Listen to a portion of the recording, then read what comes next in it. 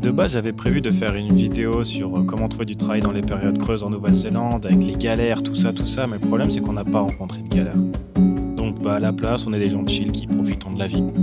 Et du coup, je me suis dit que c'était une raison de plus pour en faire une vidéo et je vais vous présenter en 5 conseils les meilleurs moyens de trouver du taf en Nouvelle-Zélande. Allez, sans transition, on y go. Bisous! Du coup, il faut savoir que nous, on est arrivé au mois de fin novembre parce qu'on faisait du pet sitting au mois de décembre. Et c'était finalement un bon point parce que le mois de décembre correspond à leurs grandes vacances à eux. Enfin, c'est les vacances d'été. Donc, c'est plutôt creux. Même si récemment, j'ai discuté avec une PVTiste qui vient des Pays-Bas. Et elle m'a dit qu'en décembre, elle n'avait pas trouvé ça si compliqué que ça pour trouver du travail. Ah bon? Non, mais elle était sur l'île du Sud. Donc, je sais pas si ça change selon l'emplacement. En tout cas, nous, on était à Auckland et c'était...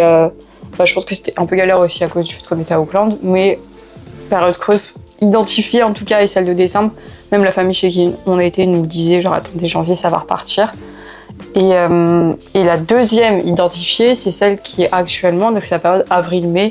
Si vous arrivez à ces moments-là, du coup vous étonnez pas si genre c'est un peu mou au départ pour trouver du taf. C'est genre l'entre-deux, c'est un peu l'automne pour eux.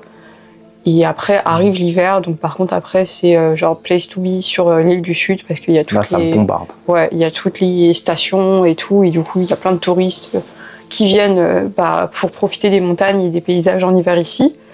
Donc voilà sur les périodes creuses. Après ça veut pas dire que c'est impossible non plus, genre nous ça nous a pas empêché de trouver non plus. On en a quand même cette expérience qu'on est en train de vivre là, on l'a quand même trouvé, on est arrivé mi-janvier. Et la prochaine expérience qu'on a trouvée, du coup, on l'a trouvée en 10 jours, même pas. Et on commence là, fin avril. Mais le seul point, c'est qu'on commence du coup avec pas beaucoup d'heures. On commence avec 30 heures. Et ensuite, on risque de se faire allumer pour la période du coup estivale. Ce qui est un mal pour un bien finalement, parce que du coup, c'est moins rush, étant donné que là, le prochain job qu'on va faire, c'est serveur. On n'a pas d'expérience du tout, nous, en tant que serveur. Et du coup, c'est tant mieux finalement qu'on soit dans une période où c'est assez calme, parce que on va pouvoir prendre le temps de nous former calmement, je pense, et ça va pas être trop rush. Ouais. On sera prêt vraiment quand la période rush arrivera. Donc, ça c'est un truc, on s'est mis un peu d'accord avec le mec justement que il savait qu'on n'avait pas d'expérience et c'est aussi ça qui a aidé le fait qu'on soit en période creuse. En fait, ça a été un avantage pour nous dans le sens où vu qu'ils savaient qu'on n'avait pas du coup d'expérience et que du coup on n'était pas forcément encore paré pour être de bons serveurs, il s'est dit non, il nous a garanti les 30 heures minimum, vu que du coup période creuse dit pas beaucoup de clients, mais du coup ça nous laisse le temps de nous former et ensuite quand la période haute va arriver, il sait qu'on sera déjà paré quand on sera là depuis au moins déjà 2 mois, donc on aura eu le temps d'apprendre les bases de la restauration. Et du coup, quand cette période-là, vu qu'on lui a dit qu'en fait qu'on allait rester longtemps, il sait que ces mois qui vont nous servir à nous former, ils seront très utiles après quand on sera dans la haute saison et que du coup on sera chaud pour vraiment être bon quoi. Et surtout qu'il nous a déjà dit qu'il nous augmenterait au fur et à mesure. Alors qu'on a juste dit qu'on était partant pour rester genre 5 mois et il était là en mode c'est trop bien et moi si ça se passe comme ça, je vous augmenterai genre avec le temps. Ça c'est aussi un avantage du fait qu'on soit des PVTistes qui restent longtemps dans les tafs, vu qu'on cherche des expériences un peu longues pour vraiment connaître les endroits et tout. C'est une balle qui peut être dans votre camp quand c'est en période creuse, car du coup vous pouvez vraiment le mettre en avant. Et là les 2 personnes qui voulaient nous recruter c'était la même, c'était 2 personnes qui étaient dans des périodes creuses, mais vu qu'on leur a dit qu'on restait longtemps, ça a été à notre avantage et ils savent que ils n'auront pas besoin de trouver des gens en période haute, car nous on sera déjà là et formés quoi. Donc voilà, tout n'est pas perdu quand vous êtes en période creuse. Et n'hésitez pas quand même à mettre en avant ce que vous pouvez faire.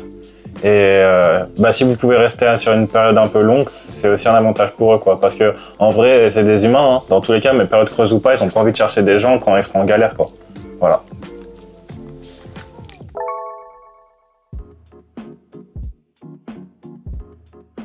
Deuxième point important, c'est de se créer un réseau. Ça, on a eu des retours de la fille à qui on a acheté la voiture. Elle nous a dit qu'elle, par exemple, elle est arrivée dans l'auberge de jeunesse Lilo, je crois, qui est assez connue. Il y en a partout en Nouvelle-Zélande. Elle arrivait à celle d'Auckland, il me semble. Et en fait, elle leur a demandé s'ils cherchaient des gens pour travailler. Et du coup, elle a travaillé là-bas. Donc, elle était logée et payée, il me semble. Et elle a travaillé là-bas. Et ça s'est tellement bien passé qu'après, elle a dit qu'elle aimerait bien bouger pour faire un road trip.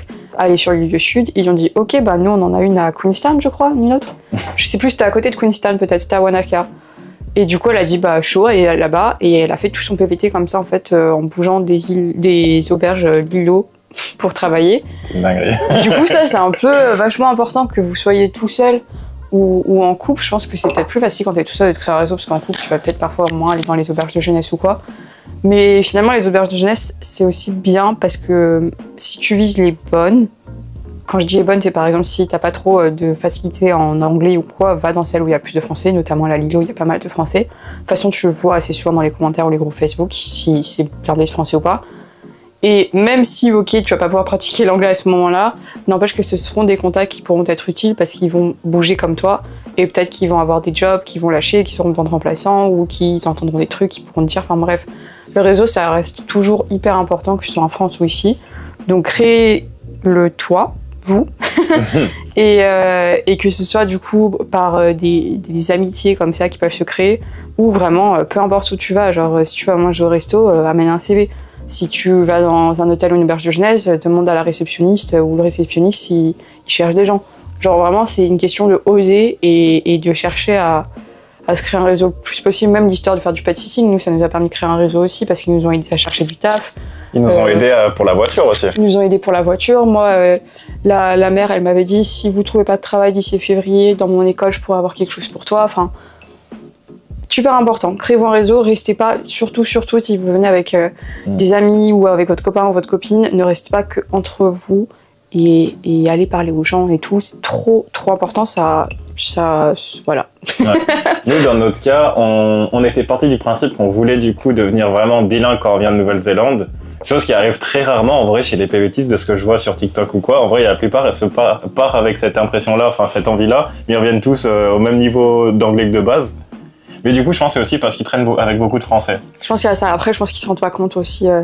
Tu te rends pas facilement compte de l'évolution que t'as faite, peut-être. Ouais, c'est vrai. Mais c'est vrai que après, par exemple, sur Queenstown, j'entends beaucoup dire qu'il y a beaucoup de Français pour le coup. Ouais. Mais du coup, en fait, ça a un avantage et un inconvénient. Enfin, nous, dans notre cas, on n'avait pas forcément envie directement de parler avec des Français. Du coup, on a un peu esquivé tout ce qui était auberge et tout, et même les Français en général, parce que bon, on préfère soit traîner avec d'autres PVTistes d'autres pays, parce qu'en vrai, on a traîné avec, du coup, pour l'instant, des Néerlandais, des Allemands. En fait, que des Néerlandais et des Allemands quand j'y pense. Enfin, surtout des Allemands en vrai. Enfin, on a traîné, c'était des gens qui étaient en woofing sur la même île que nous. Ici, c'est un peu compliqué de traîner avec des gens. Vu qu'on est sur une île déserte, on traîne pas beaucoup. Oui, on est sur une île déserte de 6 personnes, mais désolé, pour moi, c'est traîner à partir du moment où vous êtes 6 sur un endroit à des kilomètres, quoi. Mais ouais, tout ça pour dire qu'en fait, si vous traînez avec pas mal de Français, si c'est ça comme un avantage, hein, échangez vos coordonnées et tout, parce qu'en vrai, c'est trop facile de trouver des tafs, enfin d'enchaîner de taf en taf. Parce que, ça en vient directement au troisième point. En fait, ici, ça marche en cycle.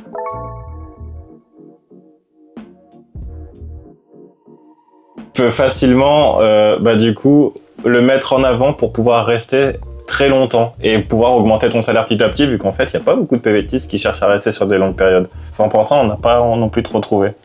À part je ferai bip bip sur leur nom. Au cas où. Ouais, non, à part eux, en vrai, on a croisé que des PVTistes qui restaient sur des courtes durées. Mais bon, bref, en fait, les deux ont des avantages. Si vous restez sur des courtes durées, vous pouvez facilement le mettre en avant pour dépanner et donc souvent avoir des salaires plus élevés. Mais si vous restez sur une longue durée, vous pouvez aussi le mettre en avant dans le sens où vous pouvez être formé si vous n'avez pas les bases dans ce métier-là et faire augmenter votre salaire petit à petit, quoi.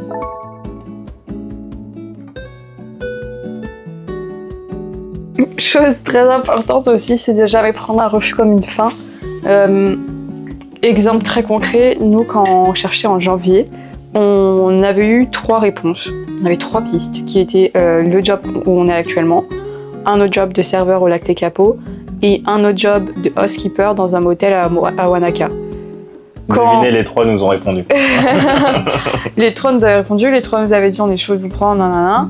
Enfin non, il y en avait 2 et celui du motel, il nous avait dit désolé, on a déjà pris quelqu'un, mais au pire recontactez-nous en juin parce qu'on cherchera à ce moment-là à nouveau. Du coup, on hésitait à ce moment-là entre serveur ou venir sur cette île déserte, vivre cette expérience de ouf. Bien sûr qu'on a choisi d'aller vivre cette expérience de ouf sur cette île déserte et qu'on regrette absolument pas.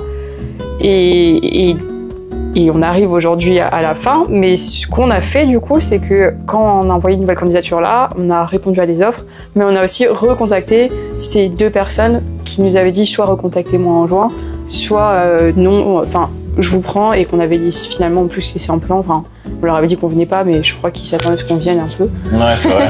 C'était un peu bizarre, en fait on n'est pas habitué aussi à comment c'est fait ici, genre vraiment de contrat ou quoi, ils disent juste viennent et tu viens quoi, mais en fait tu sais pas si ça va vraiment se faire ou pas, c'est sûr qu'il y aura personne. Ouais, c'est vrai, c'est trop bizarre. C'est marrant comment c'est fait. Et bon, maintenant on sait, mais quand il y a 2 mois de temps, on n'était pas trop habitués, donc on savait pas, on avait limite cru qu'ils nous avaient ghosté, mais au final non. Enfin bref, tout ça pour dire que là on a envoyé une vingtaine de candidatures. Et sur ces vingtaines de candidatures, on a quelqu'un qui nous a répondu, mais en me disant non, patati patata, bref. Ça très gentil d'ailleurs, parce qu'ils répondent d'ailleurs toujours, enfin majoritairement. C'est vrai. Et on a recontacté le motel et restaurant qui nous a répondu, et les 2 qui nous ont dit on est chaud. Du coup on s'est retrouvés au même point qu'on y était il y a 3 mois, parce que finalement même l'endroit où on est là vont nous garder pour travailler à distance, parce que ça se passe super bien et qu'ils ont besoin de nous et que nous ça nous fait plaisir de travailler pour eux. Donc du coup bon on s'est dit bon qu'est-ce qu'on fait. Le motel en fait il nous proposait un job où ils savaient pas trop combien d'heures on allait avoir, mais dès qu'il allait avoir des heures, elles allaient être pour nous, étant donné que c'est la période creuse. Et le resto nous assurait 30 heures par semaine en période creuse. Du coup, on est parti pour le resto où on avait quand même au moins un concret, quelque chose de concret. En espérant quand même que ce soit véridique, mais bon, je pense. Et puis en plus, au lac des Capots, enfin bref. Après, les 2 avaient des positions trop bien. Mais bon, tout ça pour dire que si à un moment vous prenez un refus, ou si à un moment vous vous retrouvez dans le même cas que nous, où vous avez plusieurs choix et c'est vous qui êtes en position de force, n'oubliez pas les personnes. Genre, pareil, c'est un peu la même histoire que le réseau, genre entretenez aussi ces relations-là. Genre répondez, excusez-vous, enfin dites, répondez quelque chose, même si c'est pour dire finalement on vient pas, dites-le, prévenez, et gardez-les en contact, et souvenez-vous que vous pouvez les recontacter genre 3-4 mois après, parce que encore une fois ça marche toujours en cycle. Ouais, c'est ça, il faut vraiment retenir ça. Si par exemple vous voyez une offre où c'est écrit qu'ils cherchent quelqu'un pour 3 mois, et que vous avez cherché, enfin vous avez été refusé, ou même que vous avez trouvé autre chose, mettez-le vous en tête que vous pouvez les recontacter dans 3 mois en fait. Ouais. c'est bête. Hein, mais... Le resto, encore une fois, quand on les avait eus en janvier, ils nous avaient dit qu'ils cherchaient des gens pour minimum 3 ou 4 mois. Et là, bizarrement, on est au mois d'avril et ils cherchent quelqu'un pour débuter fin avril et commencer le mois de mai. Génial. et voilà, bref. Ah, c'est très bête, hein, mais du coup, vraiment, n'oubliez jamais cette faille, c'est trop bien. Et d'ailleurs, pour même aller encore plus loin sur ce point, on va arriver sur le point 5, car lui, c'est une technique de ouf, de ouf.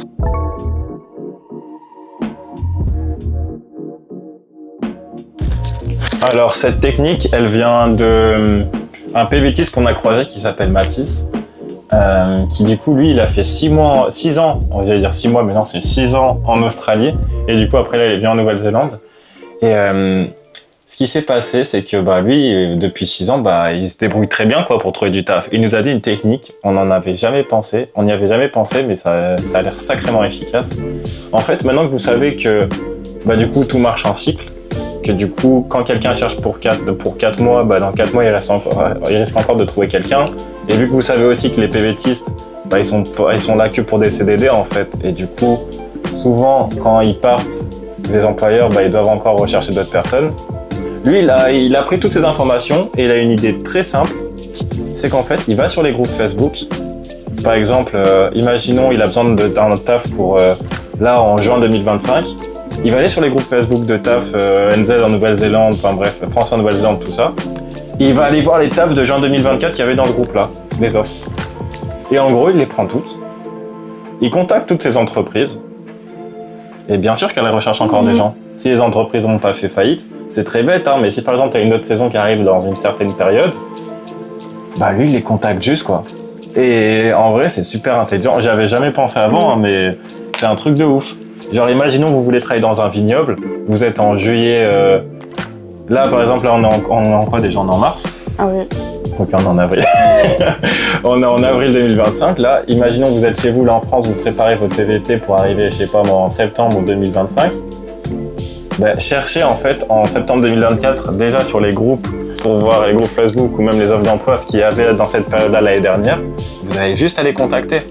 Et en fait les entreprises elles adorent ça parce que du coup bah, vous avez fait une démarche de ouf pour trouver un job. Et ils ont même pas besoin de chercher du coup quelqu'un pour cette période-là. Ils ont même pas besoin d'envoyer des offres d'emploi et tout. Il y a déjà quelqu'un de super déter qui a fait ce travail de digue 1 an en arrière pour trouver ce taf. Vous lui expliquez la situation, vous allez arriver, que vous êtes chaud de travailler chez eux et comment ils pourraient dire non en fait. Nous on l'a pas encore testé parce qu'on en a pas eu besoin vu qu'on a trouvé assez rapidement. Mais en vrai, franchement, je serais vous, je dirais direct. Hein. En vrai, c'est bête, hein, mais c'est tellement efficace. Genre même, je sais pas, si vous voyez, on voit souvent des gens quand on commence à faire ses recherches sur les PVT ou quoi, qui font des jobs de rêve super bien payés et tout. Mais en vrai, là, je serais au point où on était, tu sais, il y a 6 mois en arrière en France, je le ferais direct, tu vois. Si par exemple, vous savez que cette personne-là, vous avez juste à vous regarder les TikTok ou quoi, ouais, elle est arrivée en telle période, elle fait ce taf de ouf. Tous les gens dans les commentaires là, ils sont là, ouais, ils recrutent ou quoi, elle dit à chaque fois non. En vrai, tout ce que vous avez à faire, c'est trouver le nom de l'entreprise et les recontacter pour une période dans longtemps, tu vois, dans 3-4 mois. Peut-être que là, tout de suite, ils cherchent pas, mais ils ont déjà le CV pour la personne qui va arriver à cette période-là, quoi. Enfin, trop efficace. En vrai, technique de ouf, quoi. J'espère que cette vidéo vous aura plu, les gars. Nous, en tout cas, bah, ça nous a fait plaisir. Si vous avez des questions, vous pouvez du coup commenter, on vous y répondra. Et n'hésitez pas à suivre sa chaîne, Emma Kicks. Je vais l'écrire au-dessus de sa tête, là. C'est pas passe. Tac. Et ouais, bah abonnez-vous aussi à la mienne, c'est cool, hein. Parce que bon, 94% de gens qui regardent mes vidéos mais qui s'abonnent pas, ça devient lourd, quoi. Mais bon. Oh, les menaces. Je te jure. En tout cas, bah, portez-vous bien et bisous. Bisous.